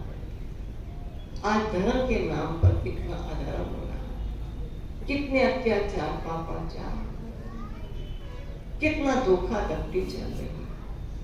तो परमात्मा पिता हम बच्चों को कहते हैं, मैं इस धरा पर जब आता हूँ तो मैं ज्ञान से प्रकाश देता हूँ। नॉलेज को भी लाइट कहते हैं, नॉलेज को माइट कहते हैं। जब ज्ञान का प्रकाश मैं देता हूँ तो मुझे ज्ञान देने के लिए, जैसे आप आत्मा हो, एनर्जी हो, लेकिन बिना शरीर के तो एनर्जी बोल नहीं सकती, देख नहीं सकती, कर्म नहीं कर सकती है। हर एक को शरीर मिला है। शरीरधारी चेतन आत्माओं को ज्ञान देने के लिए मुझे भी एक मानवीय तन का आधार देना पड़ता है। मैं उस शरीर में जब ज्ञान देना होता है प्रवेश करता हूँ, जब ज्ञान दे देता हूँ मैं अपने धाम में चला जाता हूँ। मैं परमानेंट नहीं रहता। जिनका चित्र भी हमारे यहाँ बना हुआ है, हम कहते हैं ये भगवान नहीं है, इनको ब्रह्मा नाम दिया है क्योंकि नई सृष्टि के निर्माण का कर्तव्य परमात्मा इनके द्वारा करते हैं। बाकी करने वाला, ज्ञान देने वाला वो है, वो अपना ज्ञान आप देते हैं। कहते आप मेरे बच्चे हो। अगर बच्चों को पिता ने अपना परिचय कुछ दिया ही नहीं तो बच्चे पिता का परिचय अपने अन्य भाई बहनों को नहीं दे सकते। तो परमात्मा पिता ने यही बताया कि जैसे तू आत्मा दिव्य ज्योति है, मैं भी दिव्य ज्योति हूँ। तू शांति, आनंद, प्रेम, पवित्रता, ज्ञान का स्वरूप है। मैं शांति, आनंद, प्रेम, पवित्रता, ज्ञान का सागर हूँ। तू सागर उनसे नाता जोड़ता है जिनमें ये ज्ञान है, लेकिन कभी शांत होते, कभी अशांत होते, कभी दुखी होते, कभी सुखी होते, कभी आनंद आता, कभी आनंदहीन हो जाता। मैं हूँ परमानेंट, जिसकी शांति, सुख, आनंद, पवित्रता कभी घटती नहीं। तब मैं कहता हूँ चंद क्षण निकाल अपने को आत्मा समझकर मन और बुद्धि को मेरे साथ टिको। जब मन बुद्धि मेरे में लगेगा तो तुझ आत्मा की जो शक्तियां हैं वो जागृत होंगी और मेरी शक्तियों से तू आत्मा जहां निर्बल स्वयं को समझता है वहां बलवान समझेगा और जो कार्य तू नहीं कर सकता वो मैं तेरे से करा सकता। आज हम देखते हैं विश्व के लगभग 30 देशों में अपने सेवा केंद्र हैं और 300 देशों में, और इतने देशों में जो सेवा केंद्र हैं वहां पर भाषा उनकी भिन्न है, संस्कृति उनकी भिन्न है, खान पान के तरीके उनके भिन्न हैं, लेकिन हमें उनकी भिन्नता से क्या। हम आत्माओं के एक ही स्वभाव, एक ही संस्कार है, वो है प्यार, प्रेम, शांति। जहां भी जाते हैं उनकी भाषा का जो अनुवाद करने वाला है वो हमें मिल जाता है। वो अपनी भाषा में हमारी बात क्या देता है, हम अपनी मनोस्थिति जो उनके साथ हमारी मेल खाती। एक बार हमारी उस सभा में रशियन भाषा की हमको रशियन भाषा आती नहीं थी। अचानक इंटरप्रेटर कोई आई नहीं, हिंदी कोई जानता नहीं, इंग्लिश का इंटरप्रेटर कोई था नहीं। तो हमने सोचा इतनी आत्माएं आके बैठी हैं और उनको कुछ ना हम दें, ऐसा कैसे होगा। तो जैसे मैं मन ही मन कहती है, प्रभु तेरे बच्चे आए हैं तेरी बातें हमसे सुनने के लिए, तेरी पहचान देने के लिए, मैं कैसे दूं। और एकदम ऐसे मन में आता है, क्यों नहीं ये समझती कि तू गूंगी है, ये बहरे गूंगे और बहरों की आपसी कन्वर्सेशन कैसे होती। तो चित्र हाथ में पकड़ ले एक गूंगे की तरह, तो उनको इशारा करके बता ये क्या है। मैंने सचमुच एक गूंगे की तरह इशारों से उनको 1, 2, 3 चित्र लिए और उन पर थोड़े इशारों से समझाया और वो ऐसे सिर मारे। पता नहीं क्या समझ रहे थे, मैं भी नहीं समझ पाई क्या समझ रहे थे। लेकिन मैं शिव बाबा को, शिव मानो कल्याणकारी परमात्मा पिता, शिव मानो शिवलिंग नहीं, वो तो परमात्मा ना हाथ वाला है ना पांव वाला है, देहधारी नहीं है, दिव्य प्रकाश है, इसलिए ज्योतिर्लिंगम उनकी पिंडी रखी है। वास्तव में परमात्मा कल्याणकारी है, सर्वका परम पिता है। तो मैंने देखा प्रथम दिन 25 लोग थे, सेकंड डे 42 लोग आ गए। तो मैंने कहा जरूर कुछ कल समझा होगा जो आज तुम्हारी मात्रा है। तो मैं ऐसा कहना चाहूंगी कि आप सब आए हैं, तो मैं एक ही बात तो सारा नहीं, क्योंकि आप लोग बहुत व्यस्त हैं जो अपनी फैक्ट्रियों से अपने कामों से आए हैं। मैं आपका ज़्यादा और टाइम ना लेना चाहूँगी, लेकिन चंद क्षण के लिए मैं उस स्थिति में आप सबको जरूर बिठाना चाहूँगी कि थोड़ा समय निकाल के इस ज्ञान की बातों को जरूर समझिए। कई बार ऐसा होता है, जिन बच्चों के लिए, जिस घर के लिए हमने बहुत कुछ किया, जब हमें समय पड़ता है, जब हमारा कोई सहयोगी या साथी नहीं बनता है, मन में दुख होता है। जिसके लिए हमने सब कुछ किया, अरे समय पर इन्होंने भी कोई साथ तो नहीं दिया। ईश्वर कहते हैं ख्याल रखना, जो आप कर्म करके इस कर्म क्षेत्र दुनिया में आपका किया कर्म कहीं वेस्ट नहीं जाएगा। उसका फल अभी नहीं तो बाद में मिलेगा जरूर। कुछ कर्जे होते हैं पूर्व के किए हुए कर्मों के, जो हमें चुकाने होते हैं। ऐसा समझ करके इनसे मेरा लेना नहीं है, देना ही है, इसलिए मैंने अपना कर्जा चुकाया और जो कर्म किया वो अच्छा किया। ये न एक्सपेक्ट करें मैंने किया, इन्होंने क्या किया, कोई रिटर्न तो हुआ नहीं, कुछ मिला नहीं। आपने जो किया वो अच्छा किया, आपका अच्छा अवश्य आपको अच्छा ही पड़ेगा। हाँ, कोई समय आपने कोई ऐसा कर्म कर लिया जिससे आपको उस कर्म का कर्जा सिर पर चढ़ा हुआ था, वो कर्जा आपने उतारना। वो पुत्र बन के, पुत्री बन के, पार्टनर बन के, अड़ोसी पड़ोसी बन के वो कर्जा लेगा जरूर, छोड़ेगा नहीं। तो आपका कर्म भी आपको कभी छोड़ेगा। जो किया आपने अच्छा किया, अपने लिए किया, कभी दुखी न हो। तो रोज जब हम यहाँ ज्ञान सुनाते हैं, वो ज्ञान सुनकर के दिशा मिलती है, मन शांत रहता है, बुद्धि एकाग्र रहती है, चिंतित नहीं रहती है, तब हम सही रूप से परमात्मा से मन को लगा करके उनकी शक्ति का अनुभव कर पाते। और अगर मैं कहूँ शांति का अनुभव करो और आपने चिंता, फिक्र, गम, अनेक प्रकार की बातें मन में लगा रखी हैं, अरे मजदूर आते हैं, सब कुछ अच्छा देते हैं, छोड़कर दूसरी जगह जाते हैं। आज देखिए इसने हड़ताल कर ली है, उसने हड़ताल कर ली, आखिर ये क्या करेंगे, बहुत कुछ तंग करते हैं, बहुत कुछ होता है। ये सब कुछ होगा, लेकिन सब कुछ देखते हुए भी साक्षी बनकर के हम कैसे कर्म करें और हर एक के रोल को देखते हुए अपने रोल को बेस्ट प्ले करें। हमें मालूम है हमारा श्रेष्ठ कर्म हमें छोड़ेगा नहीं। और ईश्वर की याद बनी रहेगी तो हमको जो शक्ति की कमी होगी वो दाता इतनी शक्ति आपको देगा जो आप भी आश्चर्य खाएंगे कि हम इतना कार्य कर नहीं सकते थे, हमने कैसे किया। हम कई बार अपने से भी आश्चर्य खाते हैं।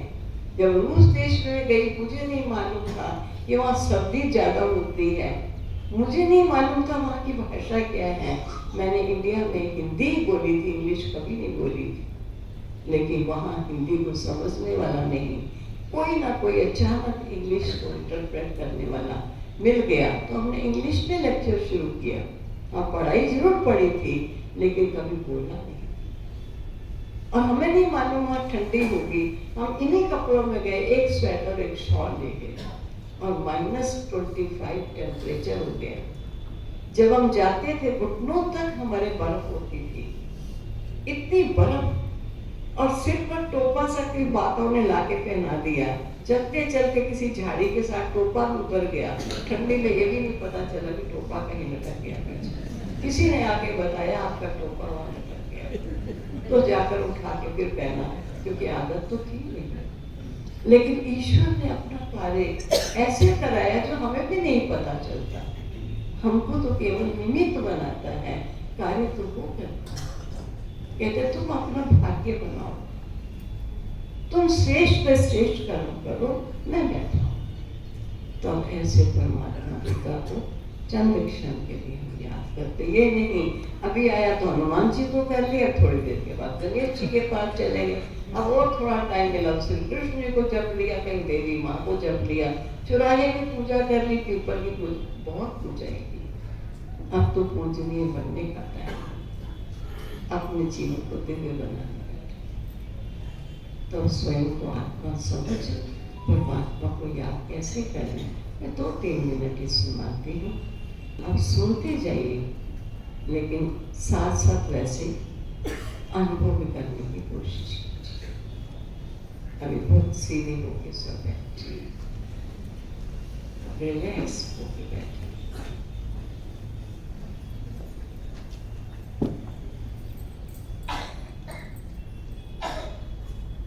ज्ञान नेत्र से देखिए इस 5 तत्वों के बने झोले में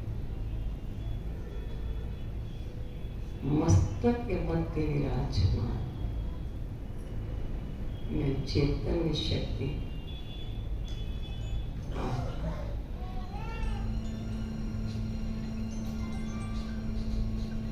मैं आत्मा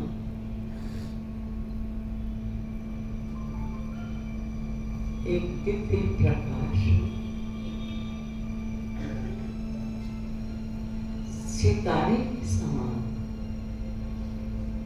चमकती हुई इस मस्तक में विराजित आत्मा मेरा मूल स्वभाव बहुत शांत पवित्र है, प्रेम है, आनंद है, शक्ति है, ज्ञान।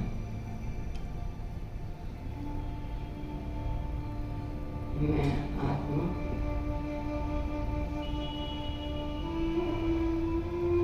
इस सृष्टि के वासी नहीं, मैं 5 तत्वों से परे ज्योति देश के निवासी आत्मा।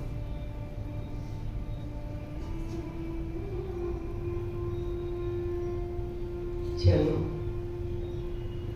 देह को रहे पीछे यहाँ चमकता हुआ एक दिव्य सितारा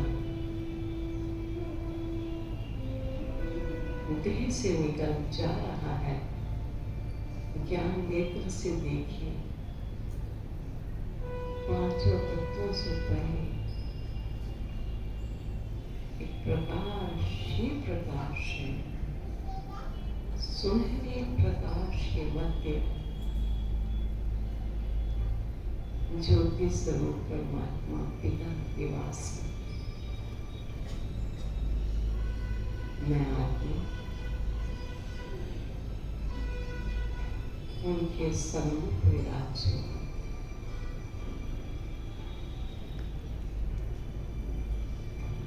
वो अपनी शक्तियों से मुझ आत्मा रूपी पुत्र को भरपूर कर रहे हैं।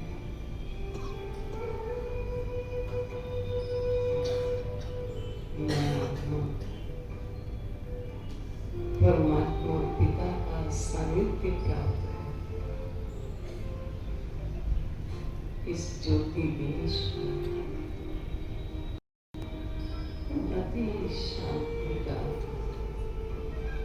शक्ति का अनुभव करें।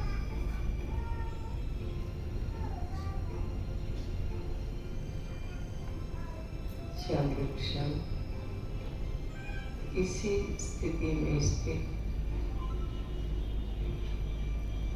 अपने को चमकता हुआ सितारा जान परमात्मा ज्योति स्वरूप उपस्थित।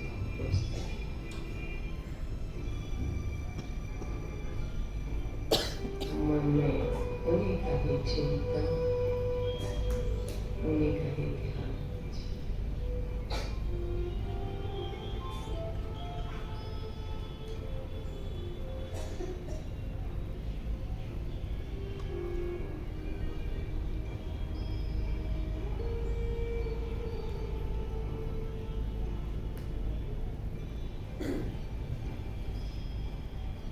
ओम शांति, ओम शांति, ओम शांति।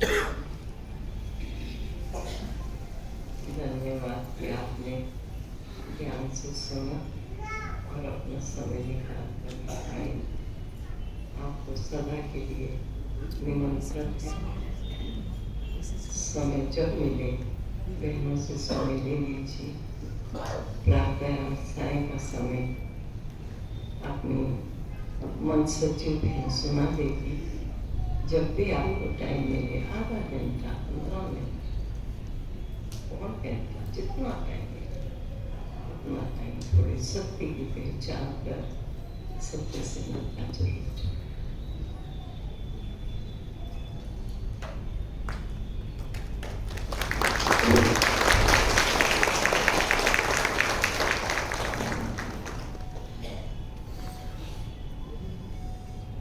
दीदी जी, आपने ज्ञान की समझ बहुत सरलता से अनुभव के साथ कराई।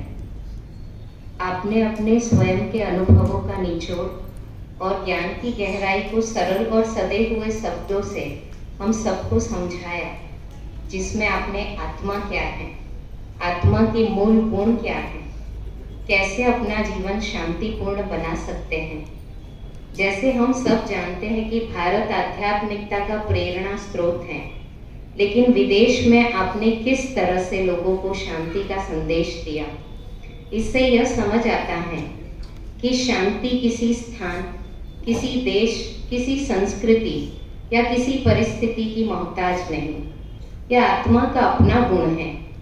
जैसे छोटे बच्चों को भारी शिक्षाएं कहानी के माध्यम से सुनाओ तो जिंदगी भर के लिए वो शिक्षाएं याद रह जाती हैं, उसी तरह कहानी के माध्यम से आपने समझाया कि आत्मा अजर अमर अविनाशी है, आत्मा परमात्मा की संतान है। मैं देह नहीं, मैं आत्मा हूँ। जब आत्मा मन बुद्धि को एकाग्र कर परमात्मा को याद करे, तब आत्मा का निज गुण शांति का अनुभव होता है। जब तक हम इस देह को देखते हैं, तब तक हमारी बुद्धि इस दुनिया की चकाचौंध में भटकती रहती है। जैसे कस्तूरी हिरण की नाभि में होती है, वैसे ही शांति मुझ आत्मा की आंतरिक शक्ति है, मुझ आत्मा का खजाना है। इस देह और देह के संबंध और देह के पदार्थों से बुद्धि को निकाल मुझ आत्मा को परमात्मा को याद करने से हमें शांति, सुख और आनंद की अनुभूति होगी। दीदी जी, आप स्वयं ज्ञान का दर्पण हैं।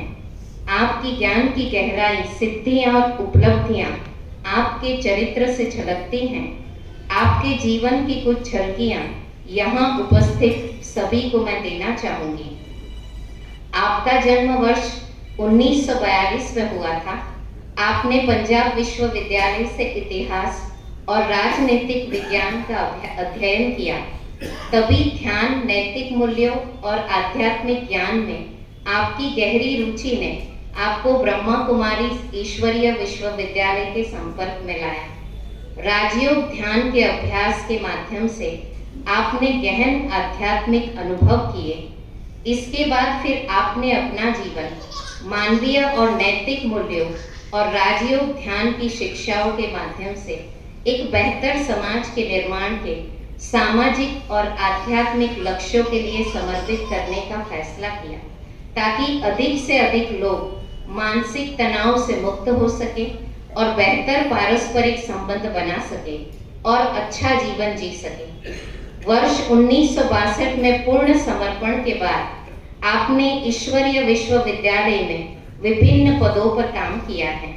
आप दिल्ली में राजयोग और मूल्य शिक्षा की प्रसिद्ध सेवा केंद्र की प्रभारी रहे हैं। आपने भारत के कई हिस्सों और यूएसएसआर के विभिन्न गणराज्यों में आयोजित कई अंतर्राष्ट्रीय और राष्ट्रीय स्तर के सम्मेलनों में भाग लिया है। आप इंटरनेशनल ट्रांसफॉर्मेशन के विषय पर एक बहुमुखी वक्ता हैं और आंतरिक संघर्षों को सुलझाने में परामर्श देते हैं। आपने UK, US, France, Spain, Nepal, Dubai, Germany जैसे कई देशों की यात्रा की है।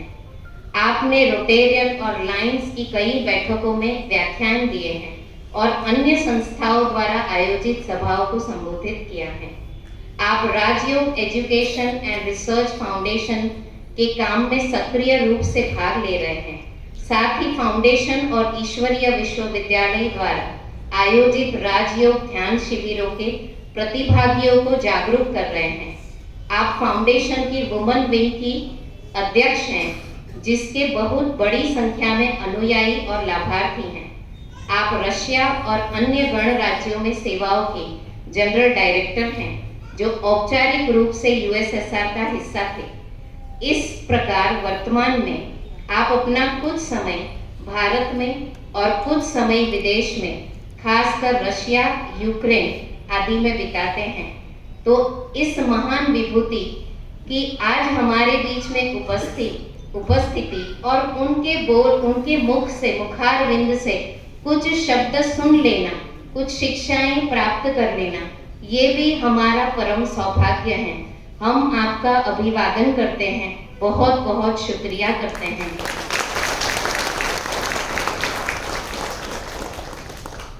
ऐसे रूहानियत के धनी और अथक सेवाधारी चक्रधारी दीदी जी का सम्मान करने के लिए आज हमारे बीच विभिन्न संस्थाओं से खास मेहमान इस सभा में उपस्थित हैं।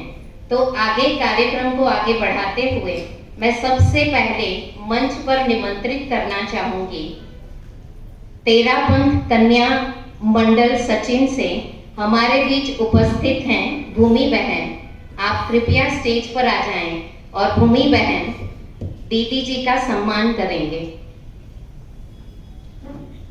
आज हमारे बीच में इतने खास मेहमान पधारे हैं और वो अपने दिल की भावनाएं किसी न किसी प्रकार से प्रकट करना चाहते हैं। तो सबसे पहले मैं निमंत्रित करती हूँ भूमि बहन और उनकी पूरी टीम को मंच के ऊपर आए और दीदी जी का सम्मान करें। आप सब देख रहे हैं पूरी टीम मोमेंटो के द्वारा दीदी जी का सम्मान कर रहे हैं। ऐसा दृश्य देखना हम सबके लिए बहुत बड़ी उपलब्धि है।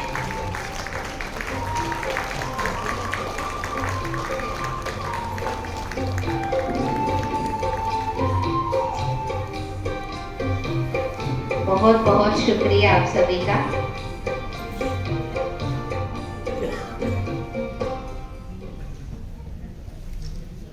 हम सभी जानते हैं कि ऐसी महान हस्ती की एक दृष्टि भी हमारे जीवन को बदलने वाली होती है।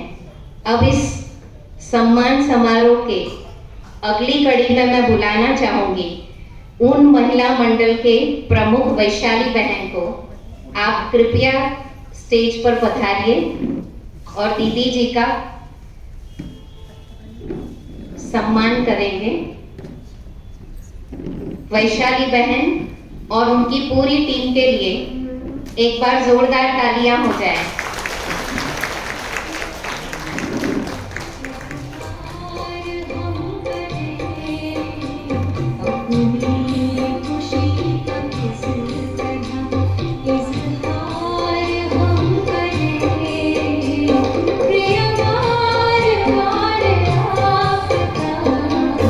दीदी जी स्वयं एक रूहानी गुलाब है और ये पूरा ग्रुप मिलकर दीदी जी को अपने दिल की भावना के रूप में गुलदस्ता प्रस्तुत कर रहे हैं और साथ साथ में उनको मोमेंटो भी दिया जा रहा है।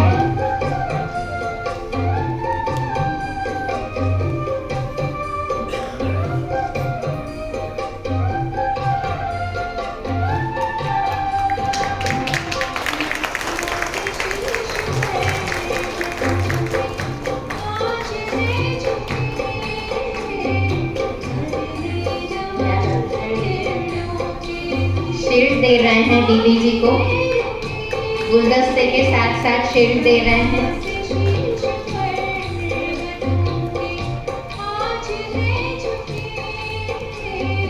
अपनी दिल की भावनाएं, खुशी और उमंग उत्साह जताने का ये एक तरीका है, ये एक माध्यम है।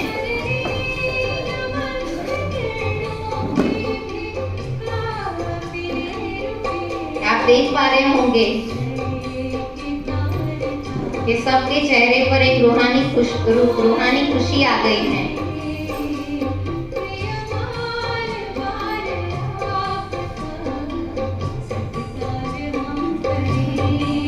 इतना सुंदर ये दृश्य है।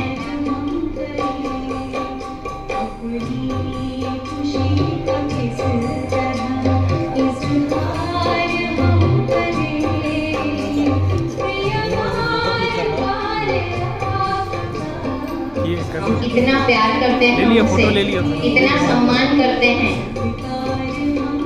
उसको जताने के लिए शब्द कम पड़ जाते हैं।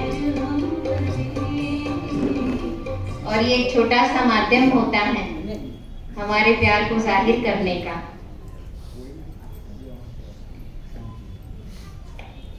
अब आज की सभा में हमारे बीच उपस्थित हैं गुणवंत भाई, दिनेश भाई एंड परवेश भाई, जायंट्स ग्रुप ऑफ सचिन। मैं उनसे निवेदन करती हूँ कि वो मंच पर पधारें और दीदी जी का सम्मान करेंगे।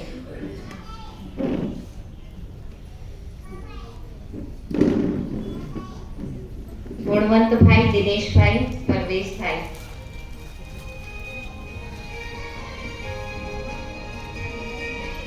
ग्रीन लाइन आ रही है ना फोन में, ग्रीन लाइन फोन में ग्रीन लाइन मेरे में भी आ गई।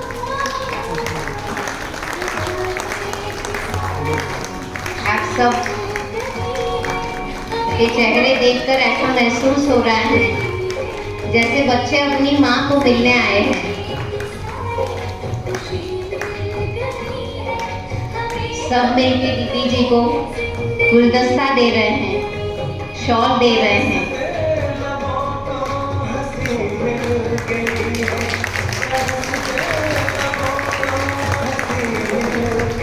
ये जता रहे हैं कि आप कितने माननीय हैं, आप वंदनीय हैं, आप सम्माननीय हैं और हमारे लिए कितने खास हैं। एक बार फिर से जोरदार तालियां हो जाए। आप सभी इन सब का उमंग उत्साह बढ़ाते रहिए। बहुत शुक्रिया।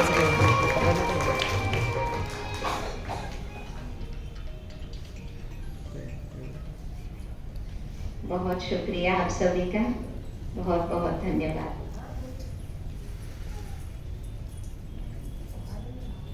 अब हमारे साथ यहाँ सभा में मौजूद हैं rotary community corps and Maharashtra महिला मंडल से प्रशांत भाई, सुलभाबेन राजपूत और उनका पूरा ग्रुप, कृपया आप मंच पर पधारिए। सभी आ जाइए, जितने भी यहाँ आए हुए हैं सभी आ जाएंगे। प्रशांत भाई, सुलभाबेन राजपूत। तुझे देख कर जगवाने पर, तुझे देख कर जगवाने पर यकीन ही क्यों कर होगा, तुझे देख कर ये जो ग्रुप है दीदी जी को सबसे पहले शॉल उड़ा रहे हैं। जिसकी रचना इतनी ये ग्रुप के बाद सुंदर होगा, वो कितना सुंदर होगा। गुलदस्ता भी दिया, शॉल भी दे रहे हैं और बटन है उनके साथ।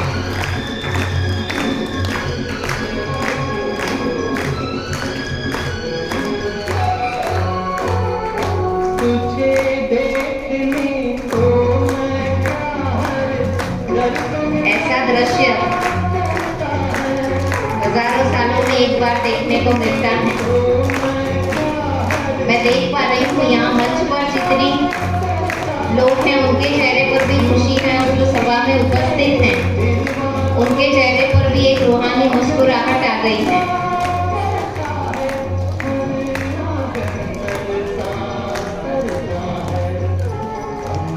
अंग तेरा रस की गंगा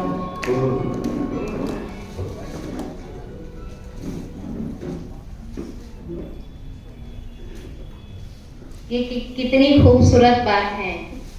हमारे बीच में आज उपस्थित हैं सुलभाबेन और उन्होंने अपनी दिल की भावना, उनके हृदय के उद्गार इस कविता के माध्यम से संजोने की कोशिश की है और वो हम सबको सुनाएंगे कि दीदी जी के लिए उनकी क्या क्या भावनाएं हैं। सुलभाबेन।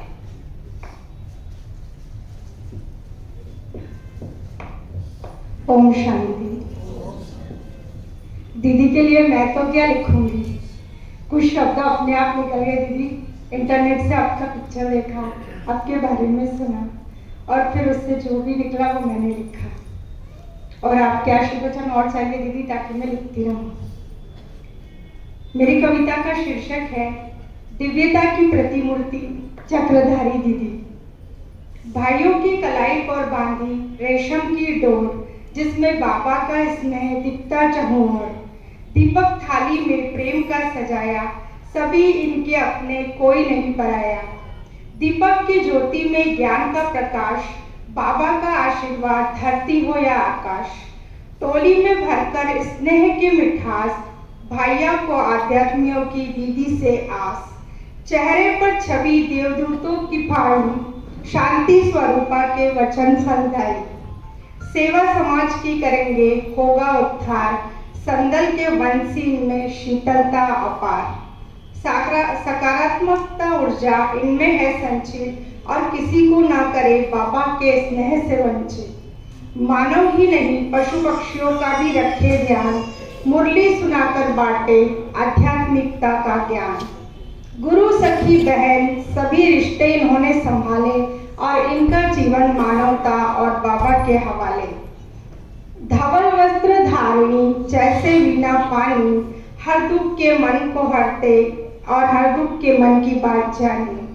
गंगा से पवित्रता पावन दीदियां हमारी, इनके वचन परम सत्य माने सृष्टि नर और नारी।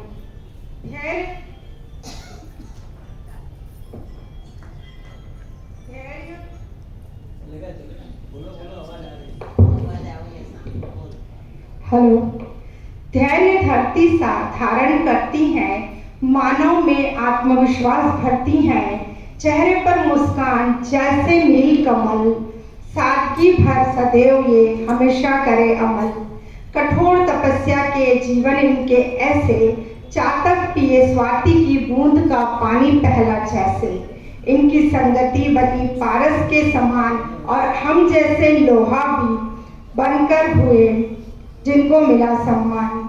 सागर गागर में सागर भरने को दीदियां तैयार, शिव बाबा की बेटियां बाटे सर्वत्र प्यार।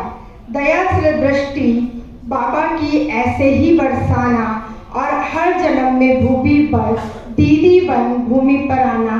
धन्यवाद दीदी।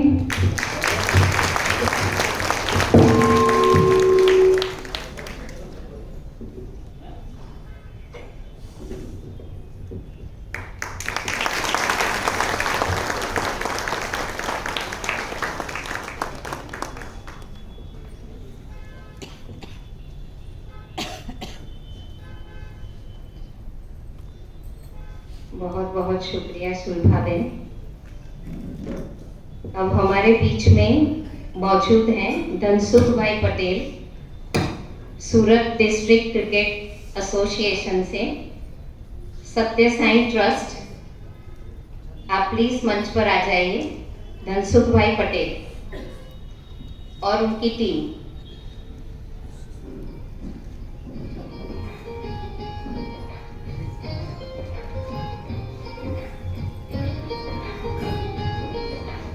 उनको भी बहुत हर्ष हो रहा है कि आज उन्हें ये मौका मिला है दीदी जी का सम्मान करने के लिए। तो मैं सभी को बहुत प्यार से निमंत्रित करती हूँ।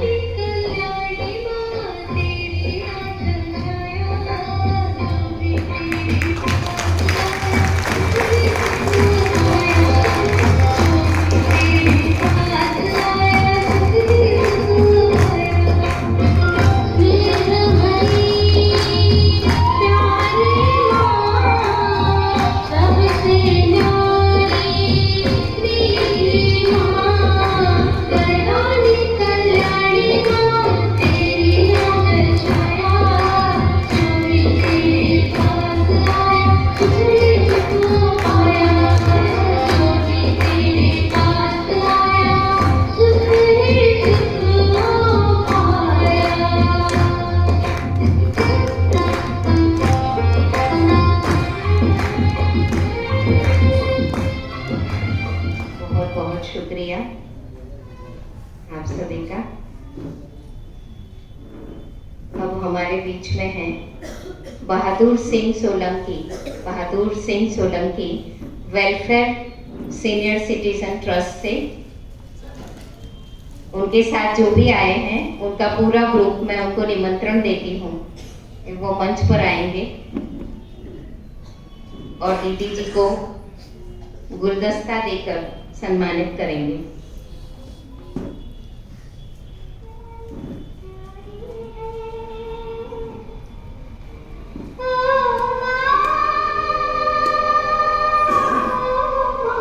सभी तालियां बजाते रहें।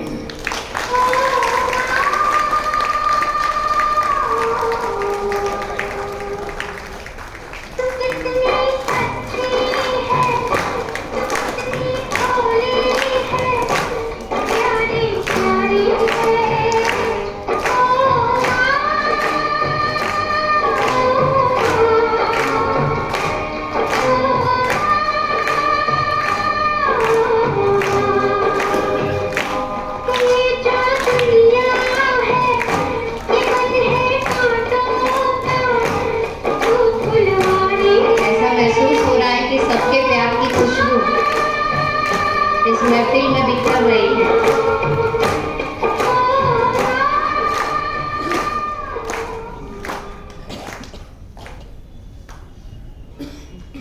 बहुत बहुत शुक्रिया आपका। अब हमारे साथ हैं सुखराम भाई और उनका ग्रुप रोटरी कम्युनिटी कोर्ट से लाजपोर सचिव। सुखराम भाई और उनका ग्रुप, जो भी इस ग्रुप से हैं, आप सभी मंच पर पधारेंगे। आपको दिल से निमंत्रण है।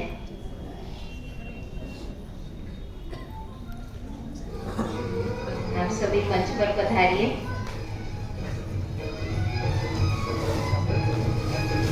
ये सभी रोटरी कम्युनिटी कोर्ट से आए हुए हैं। सुखराम भाई और उनका पूरा ग्रुप, विक्रम भाई कापड़िया,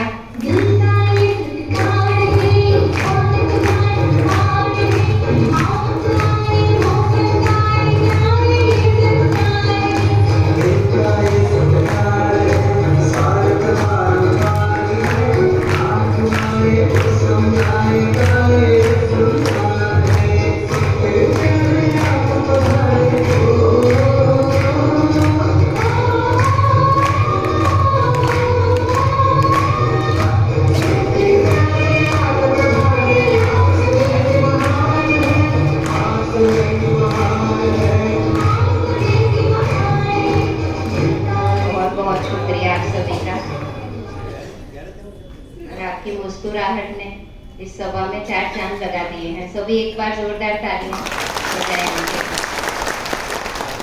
बहुत धन्यवाद। अब हम कार्यक्रम के अंतिम चरण में आ पहुंचे हैं। इस मंगल अवसर पर मैं हमारे दीदी जी आदरणीय राजयोगिनी चक्रधारी दीदी का विशेष धन्यवाद करती हूँ, जिन्होंने अपने अनमोल समय में से कुछ पल निकालकर हमें अपनी प्रेरणा और अनुभवों से लाभान्वित करने का अवसर दिया। उनकी उपस्थिति हमें आंतरिक शांति की यात्रा पर उनकी उपस्थिति ने हमें आंतरिक शांति की यात्रा पर एक नई दृष्टि प्रदान की है। तो दीदी जी, मैं आपका अभिनंदन करती हूँ, शुक्रिया करती हूँ, धन्यवाद करती हूँ। Thank you very very much. शायद हमारे पास शब्द नहीं है कि आपने आज जो हमें शिक्षाएं दी हैं, आपकी हाजिरी से जो महसूस कराया है, उसको हम शब्दों में कैसे बयां करें। सो मैं बहुत संक्षिप्त में कहूंगी, आपका बेहद बेहद बेहद शुक्रिया, बहुत थैंक यू।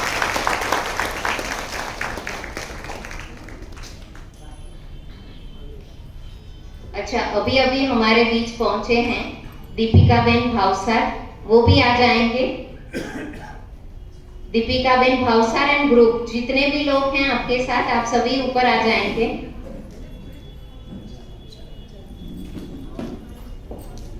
सभी जोरदार तालियों से इनका स्वागत करें।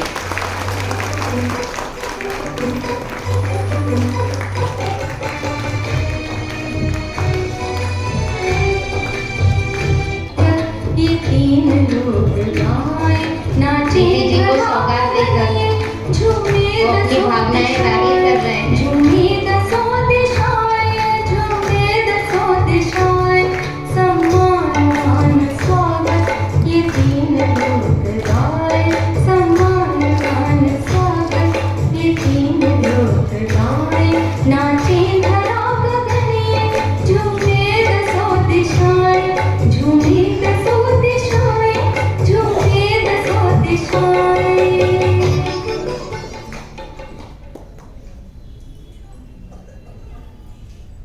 आप सभी का भी बहुत बहुत धन्यवाद। आज हमारे बीच यहाँ मुख्य मेहमानों के तौर पर उपस्थित तेरापंथ कन्या मंडल से भूमि बहन, उन महिला मंडल से वैशाली बहन और उनका पूरा ग्रुप, भूमि बहन और उनका पूरा group, giants group of Sachin, Gunwant bhai, Dinesh भाई, परवेज भाई और उनके साथी भाई बहनें, रोटरी कम्युनिटी कोर्ट्स महाराष्ट्र महिला मंडल, प्रशांत भाई, सुलभाबेन राजपूत और उनकी पूरी टीम, सूरत डिस्ट्रिक्ट क्रिकेट एसोसिएशन, धनसुख भाई पटेल और उनका ग्रुप, सत्य साई ट्रस्ट, वी क्लब से जागृति बहन भी आज हमारे साथ हैं, वेलफेयर सीनियर सिटीजन ट्रस्ट, बहादुर सिंह सोलंकी और उनकी पूरी team, rotary community courts Lajpur, Sukhram भाई और उनकी पूरी टीम, और दीपिका बहन भावसार और उनके पूरे साथी बहनें, वो सभी विशेष मेहमानों का मैं तहे दिल से शुक्रिया करती हूँ।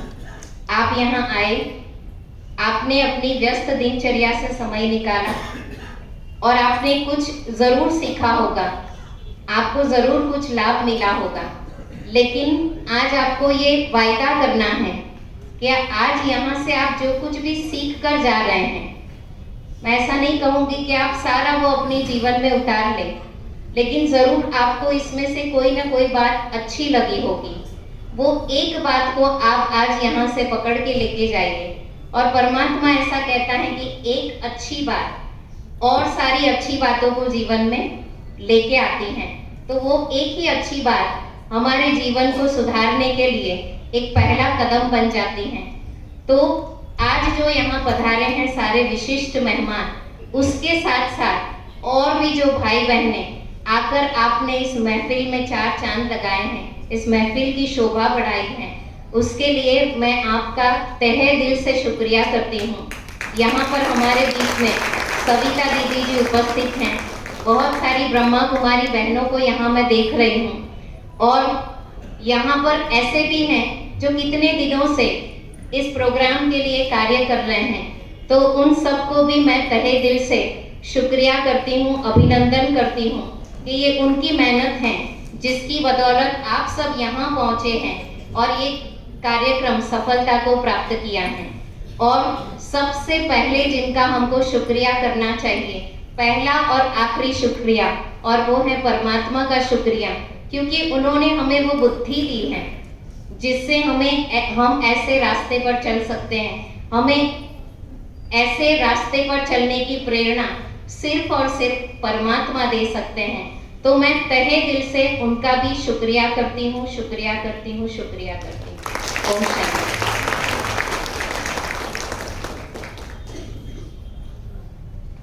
सभी एक बार शांति से बैठेंगे।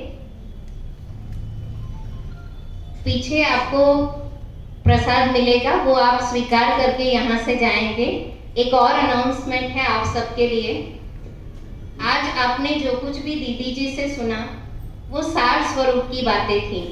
अगर आप इस ज्ञान को गहराई से समझना चाहते हैं, अपने जीवन को बदलना चाहते हैं, अपने जीवन में ये सारी बातों को धारण करना चाहते हैं, तो यहाँ पर ये स्थान पर सुबह 8 से 11 बजे उस दौरान आप किसी भी समय पर आ सकते हैं, और शाम को 4 से 8 जब भी आपको समय हो, कृपया थोड़ा समय निकालकर जरूर यहाँ पधारिए और अपने जीवन को बदलिए, औरों के जीवन को प्रेरणा दीजिए ताकि वो देख सकें कि इनका जीवन ऐसा बन गया सुख शांति से भरपूर, तो हम भी वो कर सकते हैं। और यही हमारे जीवन का मुख्य उद्देश्य होना चाहिए।